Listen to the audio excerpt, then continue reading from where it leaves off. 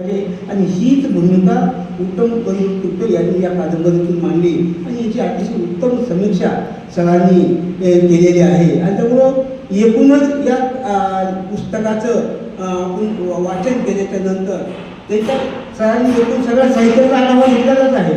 परंतु मुख्य ही भस्म कादंबरी जी आहे मसनजोग्याच्या जीवनावर आहे. आणि त्यातून जर आपण व्यक्तीनं ठरवलं आपण कुठल्याही परिस्थितीत असू गरिबीत जन्मला असतो तरी आपल्या जीवनात आपल्याला परिवर्तन घडवून आणता येतं. हे आपल्याला उत्तम तुपे यांच्या जीवनचरित्र वाचल्याच्या नंतर आपल्याला लक्षात येतं. आणि म्हणून त्यांनी एक दिशा दिलेली.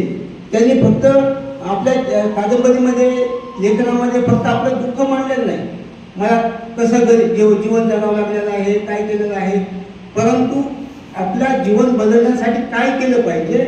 आणि त्यांनी प्रमुख मार्गदर्शक सांगितलेलं आहे शिक्षण.